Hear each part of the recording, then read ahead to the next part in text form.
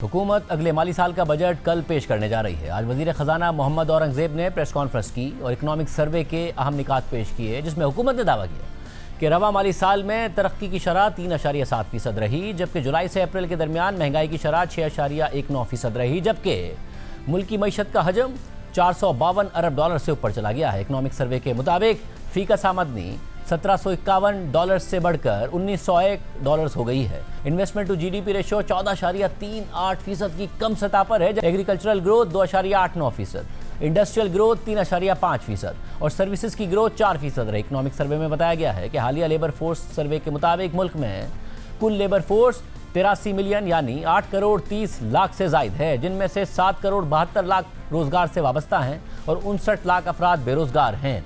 वज़ीर ख़जाना मोहम्मद औरंगजेब ने अपनी प्रेस कॉन्फ्रेंस में बताया कि ज़र मुबादला के ज़खायर 17 अरब 10 करोड़ डॉलर्स हैं और जून के आखिर तक 18 अरब डॉलर्स हो जाएंगे। ज़र मुबादला के ज़खायर में सालाना बुनियादों पर 49% का इजाफा रिकॉर्ड किया गया है। वज़ीर ख़जाना ने मज़ीद बताया कि पाकिस्तान का करंट अकाउंट खसारा नुमाया कमी के बाद $252 मिलियन रह गया है। वज़ीर ख़जाना कल बजट पेश करेंगे। उम्मीद की जा रही है कि तनख्वाहदार तबका, जिस पर साल से टैक्स के बोझ में इतना इजाफा किया गया कि इस साल 600 अरब रुपए सिर्फ तनख्वाहों पर टैक्स से हासिल किए गए हैं, इस तबके को कम से कम 50 अरब रुपए का रिलीफ। इसके अलावा भी मुताबिक इक़दाम की तवक्को की जा रही है, जिसमें रियल इस्टेट सेक्टर के लिए भी टैक्सेस में कमी शामिल है। इस हवाले से बात करेंगे। हमारे साथ मौजूद हैं साबिक वज़ीर ख़जाना और अवाम पाकिस्तान पार्टी के सेक्रेटरी जनरल मिफ्ता इस्माइल साहब, चेयरमैन आरिफ हबीब ग्रुप। आरिफ हबीब साहब, आप दोनों का बहुत शुक्रिया।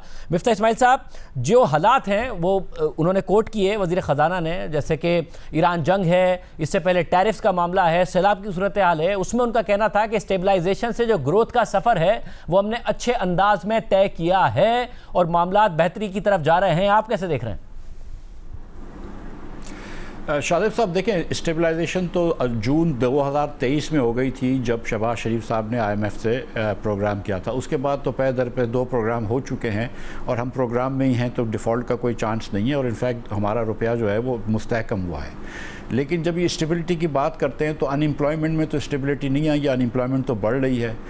इनकम में तो स्टेबिलिटी नहीं आई है, पाकिस्तानियों की आमदन तो कम हुई है, 2018 के सामने भी 2024 में कम हुई है और हुकूमत के आज के जो GDP के नंबर्स आए हैं, इसके तहत भी जो पाकिस्तानी की 100 रुपये आमदन थी एवरेज पे, अगर एवरेज पाकिस्तानी की 100 रुपये आमदन थी फ़ीकस, तो आज वो घट के 98 रुपये 76 पैसे हो गई है। इसी तरह 100 रुपये की जो चीज़ थी 2022 की 1 जुलाई को, वो आज जो है वो 177 रुपये 78 पैसे की हो गई है। सो आपने इतनी महंगाई कर दी, जो 29% एक साल रहा, उसके बाद 24% रहा इन्फ्लेशन और अब फिर वापस 11.5% इन्फ्लेशन आ गया है। आपने इतनी महंगाई कर दी कि आपने गरीबों की कमर तोड़ दी और आप बस यही कहते रहे कि स्टेबलाइजेशन आई है, स्टेबलाइजेशन आई है। जिसको ये बात करते हैं, जब 2022 में आपने 6,780 अरब रुपया आपने टैक्स जमा किया है, इस साल आप 13,000 अरब रुपए के सामने से ज़्यादा टैक्स जमा करेंगे और उसके ऊपर तकरीबन 1,500 रुपये लेवी जमा करेंगे। 14,500 अरब रुपया वफाक लेके जाएगा। मुझे बताइए कि जब ग्रोथ नहीं हो रही इकॉनमी की, इन्फ्लेशन इतना हो गया है, तो पाकिस्तानियों से ही आप वापस और मज़ीद पैसे ले रहे हैं और ना आपने नेट एक्सपेंड किए, तो आपने उन्हीं लोगों से पैसे लिए, लोगों की डिस्पोजेबल इनकम कम कर दी है। इसलिए जो है वो गुर्बत बढ़ गई है और 29% गुर्बत हो गई है। इसीलिए सरमायाकारी जो है वो दहाइयों की लोवेस्ट लेवल पे है। इसीलिए अनएम्प्लॉयमेंट जो है वो 20 साल के हाईएस्ट लेवल पे। और ये जो 4 साल की शहबाज शरीफ साहब की जो इकनॉमिक है ग्रोथ, -2.7% पर कैपिटा, -0.1%, +0.05% और आज +1.2%। और इसके अंदर भी कुछ शकूक व शुबात हैं, ये दोनों पिछले 2 साल के GDP के नंबर्स को, लेकिन उसको छोड़ दें। मगर अगर आप ये भी 4 नंबर देख लें कि जिसमें हाईएस्ट ग्रोथ भी 1.2% है और 4 साल पहले आपने -2.5 की है, तो ये तो कोई भी प्राउड नहीं हो सकेगा कि ये कोई इकोनॉमिक परफॉर्मेंस अच्छी है। हम बस ग्रोथ की बात करते हैं, लेकिन ये कहते हैं स्टेबलाइजेशन आ गई। स्टेबलाइजेशन को 3 साल हो गए और स्टेबलाइजेशन सिर्फ डॉलर की कीमत में आई है। इसके अलावा तो और जितनी भी मैं आप बता दूं आपको, आपकी बरामदात कम हो गई। कोई वजह नहीं है कि जंग की वजह से बरामदात कम हो गई, आपकी बरामदात कम हो गई, दरामदात बढ़ गई।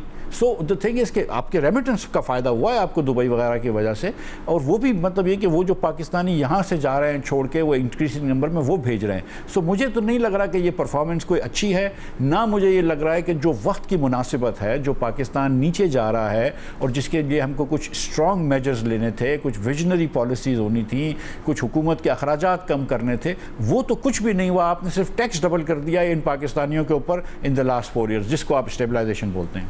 आरिफ हबीब साहब, ज़ाहिर है वज़ीर ख़जाना ने जिक्र किया कि जी बात तो होती है कि मुल्क में सरमायाकारी नहीं हो रही है, मगर पीआईए की प्राइवेटाइजेशन का उन्होंने जिक्र किया, कुछ इसके अलावा आईपीओज़ का भी जिक्र किया, आप खुद स्टॉक मार्केट से भी वाबस्ता हैं, बट एक ऐसे इन्वेस्टर के तौर पर जिन्होंने कॉन्फिडेंस शो किया, पीआईए खरीदी, आपको खुद भी लगता है कि ये स्टेबलाइजेशन कुछ ज़्यादा ही प्रोलॉन्ग्ड हो गई है और ग्रोथ का कोई चांस नज़र नहीं आता है, परफॉर्मेंस को इतनी अच्छी नहीं है, या आपका कुछ और ओपिनियन?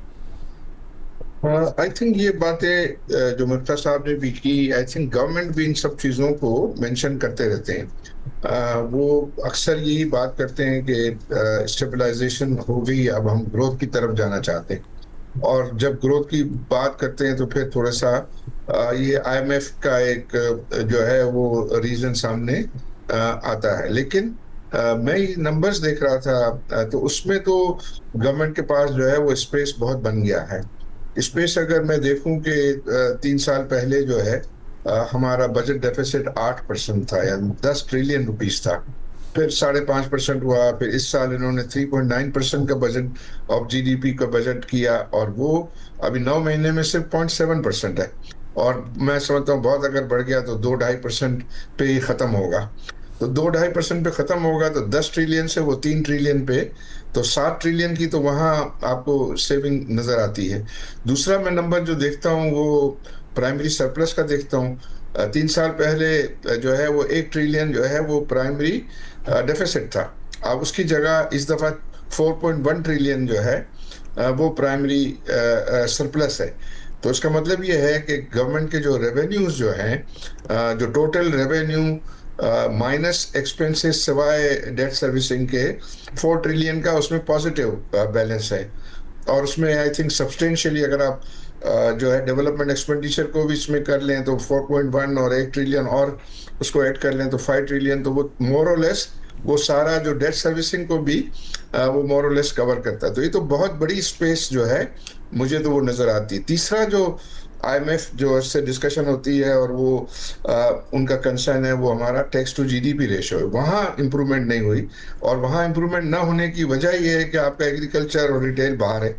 अगर वो उसका जीडीपी में आप शेयर देखें तो काफ़ी, उसको आप हटा दें शेयर को और उनका कंट्रीब्यूशन को, तो बाकी इकोनॉमी तो 13-14% ऑफ टैक्स टू जीडीपी है। तो अगर गवर्नमेंट जो है वो चाहे तो अब इशू क्या है? इशू हमारा इन्वेस्टमेंट का इशू है ना, कि हम जो है वो हमारा investment to GDP is very low, तो उसको बढ़ाने की जरूरत है। वो कैसे बढ़ेगा? वो तो जब बढ़ेगा ना कि जब आपके यहाँ कॉस्ट ऑफ डूइंग बिजनेस कम होगा, कॉस्ट ऑफ प्रोडक्शन जो है वो कम होगी, तो एनर्जी प्राइस कम होगी तो वो कम होगा।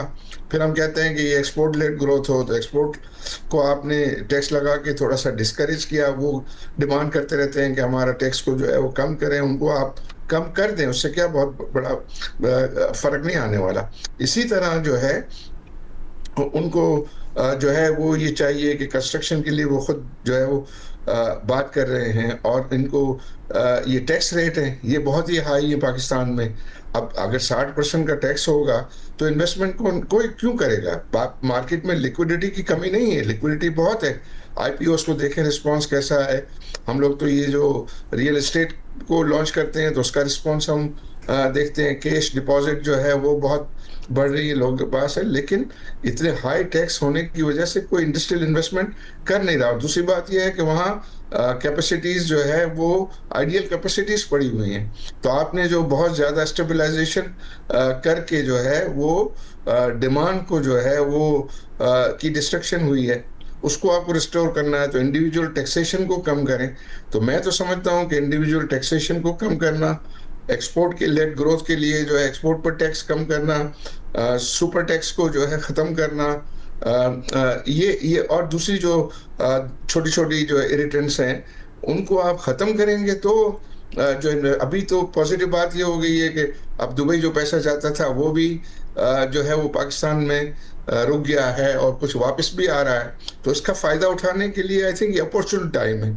गवर्नमेंट के पास जो है वो स्पेस मौजूद है, इनको जो है वो हिम्मत करनी है, और इनको आईएमएफ के साथ भी जो है वो आई थिंक बड़े स्ट्रॉन्ग आर्गूमेंट बनते हैं। हमने तो बात की आईएमएफ से, तो सिवाय ये टैक्स टू जीडीपी के, मैं उनकी जगह होता तो मैं कम से कम बजट में तो वो टैक्स डाल देता एग्रीकल्चर पे, और उस पर फिर देखा जाएगा कि कितना रिकवर होता है। तो कम से कम आप आज के दिन में अपने बैलेंस को तो ठीक करके और जो एक इक्विटेबल टैक्स रिजीम जो है वो करें, तो जियोपॉलिटिकली भी पाकिस्तान के लिए बहुत फेवरेबल हालात है। तो और उन सब चीजों के पेश नजर आई बिलीव कि ये अपॉर्चुन टाइम है गवर्नमेंट जो है बोल्ड डिसीजन ले। आप मिफ्ता इस्माइल साहब, आपने क्योंकि आईएमएफ से भी डील किया है, फाइनेंस मिनिस्टर आप रहे हैं, आईएमएफ को डील करते हुए अगर एक्सपोर्ट बढ़ानी हो और इंडस्ट्री को फ़रोग़ देना हो और इन्वेस्टमेंट और जीडीपी बढ़ाना हो, एग्जैक्टली क्या इस बजट में किया जा सकता है इस काम के लिए? देखिए, आईएमएफ की जो फाउंडेशनल कंडीशन होती है ना, जो बेसिक कंडीशन होती है, वो डेफिसिट कंट्रोल करना होता है, जिसकी आरिफ भाई ने भी बात की है। आईएमएफ ने कहा है कि जैसे 4% ऑफ जीडीपी से ज़्यादा आपका डेफिसिट नहीं होना चाहिए या 3 से ज़्यादा नहीं होना चाहिए। आईएमएफ का कोशिश ये होती है कि ग्रोथ जो आपकी इकोनॉमी की हो उस रेट से आपकी जीडीपी का debt to GDP, deficit to GDP कम हो, ताकि आपका आहिस्ते आहिस्ते जो है वो डेट टू जीडीपी श्रिंक होता रहे। अब अगर आपने आईएमएफ से मिसाल के तौर पर जैसे कि आपने एग्री कराया कि 4000 अरब का आपको डेफिसिट कर सकते हैं, अब फिर अगर आपने 24,000 अरब का अखराजात रखे होंगे तो 20,000 अरब टैक्स तो लेने पड़ेगा ना। फिर उसके बाद आप जो 2-3 टैक्स लेते हैं, आप एक तो टैक्स ले लेते हैं लेवी के नब पे, एक जो आप जो income tax, sale tax, custom duty लेते हैं, लेकिन एक और चीज़ होती है जिसको हम कहते हैं नॉन टैक्स प्रॉफिट, जो स्टेट बैंक की नॉन टैक्स रेवेन्यू, जो स्टेट बैंक का प्रॉफिट आता है, वो क्या है? स्टेट बैंक का प्रॉफिट ये है कि स्टेट बैंक पैसे छापता है, बैंकों को देता है या आपको देता है, और उसका जो सूद आता है वो आपको देता है। वो बेसिकली महंगाई का टैक्स है। This is a tax on every Pakistani, poor, rich और मिडिल क्लास, जिसको आपने महंगाई कर दी है। सो द थिंग इज़ कि आपने मतलब अपने अखराजात जब तक नहीं समेटेंगे, जब आप ये बात समझेंगे कि पाकिस्तान जिसको कहते हैं कि नाजुक मरहले पे है, तो थोड़ा सा अगर अपने अखराजात समेट लें, थोड़े से अखराजात में कमी कर लेते, तो आप ये ब्रेक्स दे सकते थे। जहाँ तक एक्सपोर्ट्स की बात है, देखें अब एक चीज़ की है, मैं इसकी तारीफ़ करता हूँ कि ये जो 2 पार्ट प्राइसिंग की है, मैं खुद भी इसके बारे में लिख रहा हूँ, और आपके शो में शाहजेब मैंने कई मरतबा कहा है कि वेरिएबल कॉस्ट के करीब लेकर आइए प्राइस को बिजली की, और फिक्स कॉस्ट चार्ज कीजिए। ये काफ़ी अर्से पहले से मैं कह रहा था, अब ये इस पे आए हैं तो काफ़ी देर से आए, लेकिन चलो देर आए दुरुस्त आए। इसी तरह आप देखें कि जो दुकानदारों पर टैक्स लगाया वो खैर बहुत कम लगाया, लेकिन बहरहाल मैंने 4 साल पहले 3,000 लगाया था, अब ये आज 25,000 लगा रहे हैं, वो 30,000 36 लगाया था। लेकिन तो थिंग इसके चलो देर से मिफ्ता इस्माइल की बात मानते हैं, लेकिन ये आप मुतमईन है कि क्योंकि जैसा आप कर रहे थे वही कर रहे हैं, देर से कर रहे हैं, इसलिए बेहतर है, क्योंकि एमनेस्टी स्कीम की तरह नहीं है ये, पॉइंट ऑफ सेल भी नहीं लगाएंगे आप अगर इस पॉलिसी से फायदा लें। और अगर किसी ने माजी में हुकूमत के दबाव में आकर या हुकूमत पर भरोसा कर रजिस्टर कर लिया था, तो वो माजी वाला ही टैक्स देगा अगर वो इस स्कीम से फायदा भी उठाना चाहे। देखिए ये जो दो जो आपने नकात उठाए ना, ख़ास तौर पे पीओएस का, कि अगर आप अब जो इसमें आ गया वो पीओएस ना लगाए तो वो बड़ी ज़्यादती है, क्योंकि अगर एक दुकान, एक बेकरी मिसाल के तौर पर पीओएस में काम कर रही है और उसके साथ दूसरी बेकरी पीओएस के बगैर काम कर रही है, तो बहुत फ़र्क हो जाता है। लेकिन बहरहाल मैं समझता हूँ कि चलो नेट में लेकर तो कम से कम आए। एग्रीकल्चर की जो आरिफ भाई ने बात की कि यस, छोटे फार्मर्स की बात नहीं कर रहा हूँ, लेकिन जिन लोगों की 1000 एकड़ की अराजी है, आप एक नौकरी पेशा लोग आदमी के ऊपर 50,000 रुपये की तनख्वाह पर टैक्स लगाते हैं, वो बेचारा मोटरसाइकिल में जब रोज़ 1 लीटर पेट्रोल भराता है, आप 160 रुपये टैक्स देते हैं, तो फिर आप किस मुंह से इन बड़े बड़े लोगों को, जिनकी हज़ारों एकड़ की अराजियाँ हैं साउथ पंजाब में, सिंध में, दीगर जगहों पे, उनको आप टैक्स नहीं लगा रहे? तो ये भी ज़्यादती है। तो ये वैसे भी इनकम जो है ना, वो इर्रिस्पेक्टिव ऑफ सोर्स टैक्स होना चाहिए। लेकिन कमिंग बैक टू दिस, देखें जहाँ पे अगर आपको एक्सपोर्ट बढ़ाना है तो आपको बिजली और गैस दुनिया के कीमतों में देनी पड़ेगी। You can not sell more expensive electricity which you do, and you can not sell more expensive gas which you do, और फिर उसके बाद आप एक्सपेक्ट करें कि हमारा एक्सपोर्टर जो है वो एक्सपोर्ट करे। वो नहीं कर सकता है। पूरे पाकिस्तान का हर एक्सपोर्टर नालायक नहीं है, आप ये इसको कह सकते हैं, लेकिन वो है नहीं। उसके आपने हाथ बांधे हुए हैं। जब तक आप इन दोनों चीज़ों को ठीक नहीं करेंगे और ना कोई प्राइवेटाइजेशन के ऊपर खातिर खा पेशरफ्त हुई है, आरिफ भाई ने जो ये पीआईए खरीदी है उसकी भी अभी तक इन्होंने कंडीशंस मीट नहीं करी हैं, और एक सिंपल लेजिस्लेशन करनी है वो तक नहीं कर पाए। और ये जिस तरह हुआ था, पहली मरतबा फेल हुआ, कि उसके बाद फिर पीछे के लोगों ने धक्का दिया, फिर जाके ये हुआ। सो द थिंग इज़ कि ये हुकूमत जो है ना, ये बड़ी स्टेटिस्ट है, इनको हर चीज़ स्टेट में करनी है। इनके पास कोई विजन नहीं है कि प्राइवेट मार्केट को आगे लेकर जाएँ या फ्री मार्केट को आगे लेकर जाएँ। इनको हर चीज़ कंट्रोल करनी है, माइक्रो मैनेज करना है। और देखें, बिजली की प्राइसेस में भी गलती करते हैं, डीजल की प्राइसेस में आपने देखा है कि गलती करी, पेट्रोल की प्राइसेस में इन्होंने रिफाइनरीज को और ऑयल मार्केटिंग कंपनीज को नाहक प्रॉफिट्स दिए। तो जब भी आवाम का लड़ाई होती है ताकतवर तबके से, चाहे वो चीनी के अंदर हो, चाहे वो फर्टिलाइज़र में हो, ताकतवर तबका जीतता है। और आरिफ साहब, इस वक्त भी मसला सिर्फ ये है कि चंद चीज़ें ठीक कर दी जाएं, कॉस्ट को ठीक कर दिया जाए, या बाकी जो ब्यूरोक्रेटिक हर्डल्स हैं जिसकी मिस्टर इस्माइल साहब बात कर रहे हैं वो भी अपनी जगह पर। दूसरा, इस पर भी कमेंट कीजिएगा कि क्या एफबीआर को भी जो इजी मनी है कि जी तनख्वाहदार तबका है एट सोर्स कट जाएगा और ऐसा लगेगा बहुत सारे पैसे जमा कर लिए, उनसे कर लो, कई गुना ज़्यादा अब टैक्स जमा हो रहा है उनसे, हालांकि मुल्क में पिछले 3-4 साल में महंगाई रही है। कॉर्पोरेट कहाँ चले जाएंगे, उन पर सुपर टैक्स भी लगा दो, इजी मनी है और परफॉर्मेंस में नंबर्स में नज़र आ जाएगा। मगर रिटेलर्स को एमनेस्टी पे एमनेस्टी, कभी तारी दोस्त की बात करो, कभी एक नई स्कीम ले आओ। एग्रीकल्चर, जैसा कि आपने कहा बजट में नंबर ही डाल दो IMF को दिखाने के लिए, बाद में देख लेना, मेहनत करने को तैयार नहीं है।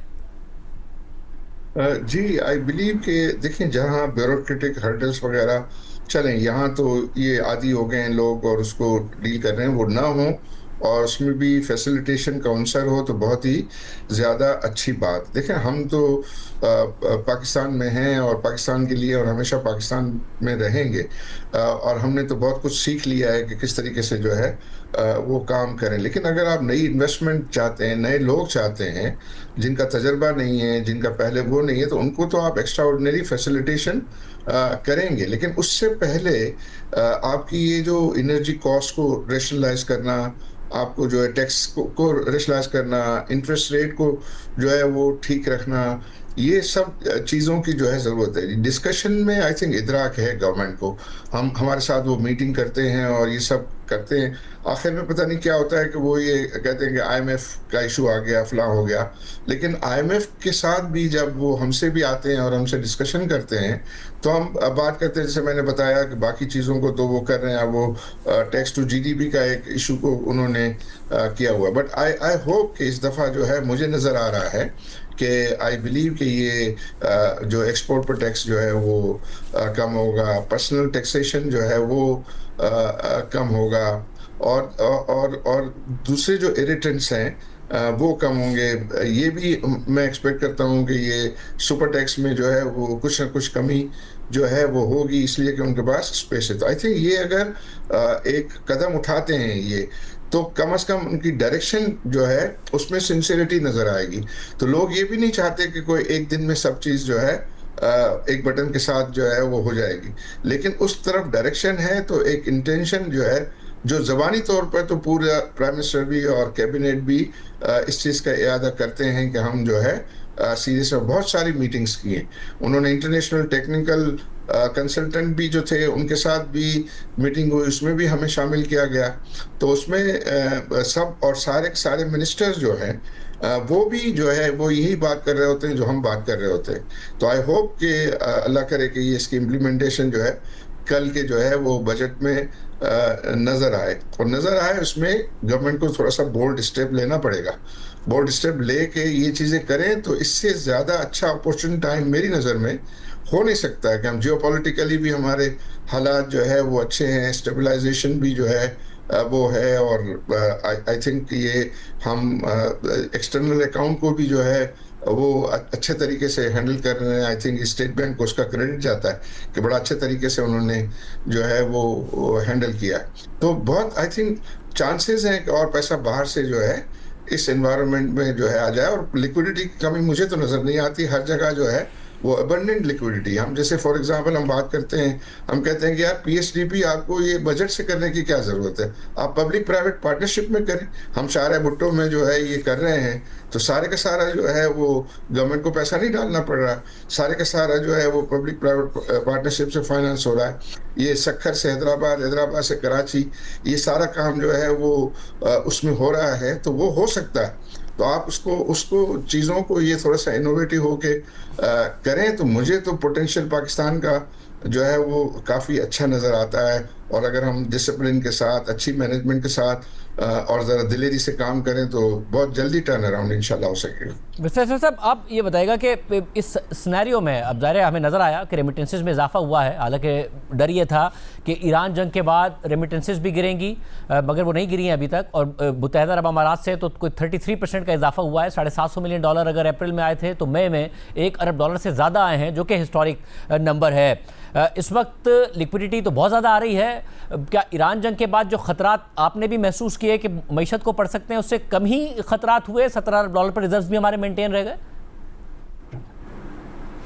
देखिए वो जो मिडल ईस्ट के अंदर जो क्राइसिस आया है उससे, और जो ख़ास तौर पे पाकिस्तानियों को जो वहाँ पे मसला हो रहा है, उसके बाद हमारा नया, कम से कम जो आरिफ भाई ने बात की ना कि अगर पुराने पैसे वापस नहीं आते तो नए पैसे तो नहीं जा रहे, वो पुराने पैसे भी वापस आ जाएंगे, रोशन डिजिटल में आ जाएंगे, दीगर जगहों पर आ जाएंगे। हमको यहाँ पर हमको ये नहीं सोचना चाहिए कि मिडल ईस्ट में क्या हो रहा है, हमको अपना मुल्क ठीक करना चाहिए, खुद ब खुद पैसा आ जाएगा। और जो मतलब लिक्विडिटी की कमी नहीं है पाकिस्तान के अंदर, अपॉर्चुनिटीज़ की कमी इसलिए है कि टैक्स रेट्स बहुत ज़्यादा हैं। जो शुरू में आरिफ भाई ने बात की थी कि अगर 60% टैक्स लगाओगे तो लोग रियल इस्टेट में पैसे डाल के बैठ जाते हैं कि यार 5 साल ज़मीन रखेंगे, टैक्स नहीं लगेगा, तो वो आपकी पैदावार की सलाहियत नहीं बढ़ती, इंडस्ट्री नहीं लगती।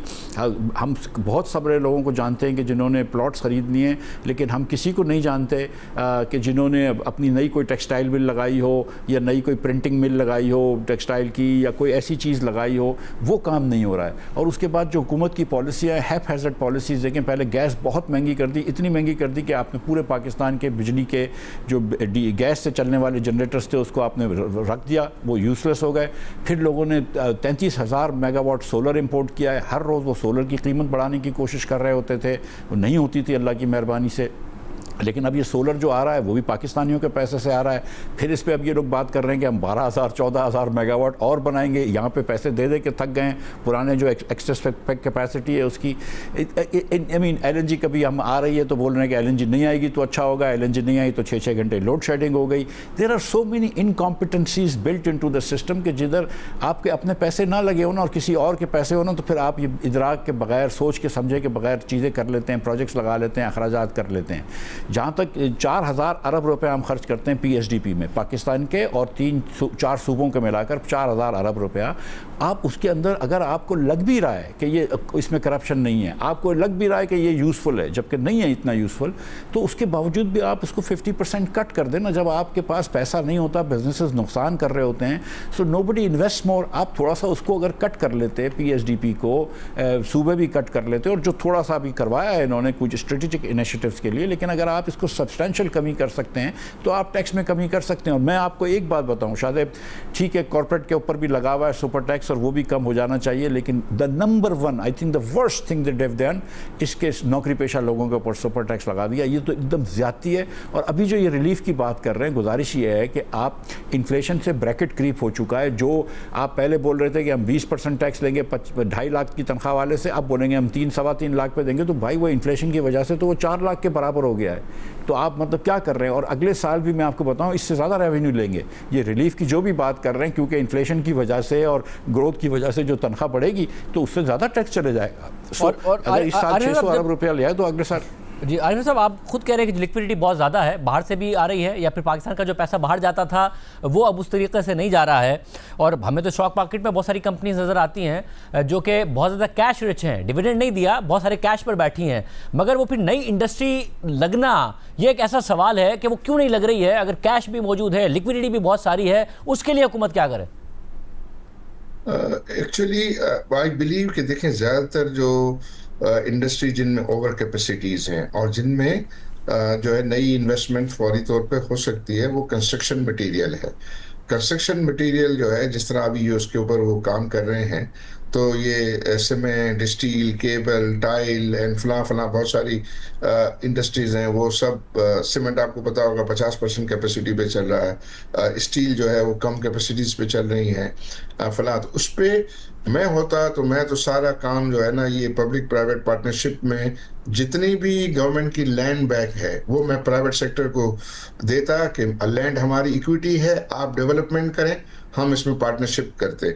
अब ये रोजगार की बात करते हैं ना, तो एक जो फिगर है, बेंचमार्क फिगर, कि पाकिस्तानी जो है रिसर्च बोलती है कि 3.5 लाख रुपए इन्वेस्टमेंट पर, कंस्ट्रक्शन की इन्वेस्टमेंट पर एक जॉब क्रिएट होता है। मैक्सिमम 2 मिलियन कहते हैं हम, 1 मिलियन जो है वो कहेंगे 1 मिलियन रुपीस पे एक जॉब क्रिएट होता है। तो आपको जो है वो 10 ट्रिलियन रुपीस की जो है वो इन्वेस्टमेंट आप करें तो 5 साल के लिए आप 2 मिलियन लोगों को जो है रोजगार कर सकते हैं। तो ये कौन सी बड़ी बात है? अभी जो हमने 2 चीजें बातें की, अभी बात हुई है कि ये कैपिटी जो है वो अपना सरप्लस लैंड भी ये काम करने लगी है, या रेलवे करने लगी है, या शक्कर और इसका करने लगी है। तो यार ये तो बहुत जो है वो आसान काम है। कल से जो है वो खड्डे खुदने शुरू हो जाएंगे और लेबर जो है वो हायर हायर होना शुरू हो जाएंगे। तो ये काम तो जो है हम करते हैं। फिर ग्रोथ में कहते हैं कि आप ग्रोथ पे जाएंगे तो आपका करंट अकाउंट, तो मैं इससे भी एग्री नहीं करता। मैं कहता आप एग्रीकल्चर में ग्रोथ में जाएंगे तो आपको क्या भाई आपके फॉरेन अकाउंट पे असर पड़ेगा। आप अगर आईटी में जाते हैं आपको फायदा ही होगा। आप कंस्ट्रक्शन में जाते हैं तो कोई बर्डन नहीं है। कोई मुश्किल से 15% 17% जो है वो आपका उसके अंदर फॉरेन करेंसी मटेरियल है। तो ये आप सिलेक्ट करें ना कि जो आसान आसान चीज़ें हैं और जो बहुत ज़्यादा जॉब जो है वो प्रोड्यूस करती हैं। एग्रीकल्चर बहुत बड़ा जॉब क्रिएटर है, सबसे बड़ा है। कंस्ट्रक्शन नंबर 2 है, आईटी नंबर 3 है। ये इस पे कंसंट्रेट करिए तो आसान बहुत काम है मेरी शुक्रिया नज़र। वैसे बहुत शुक्रिया नाज़रीन राय आप देखते हैं अब कल हुकूमत कैसा बजट पेश करती है उस पर भी तबसरा करेंगे। कल फाइनेंस मिनिस्टर भी खुद हमारे साथ प्रोग्राम में मौजूद होंगे।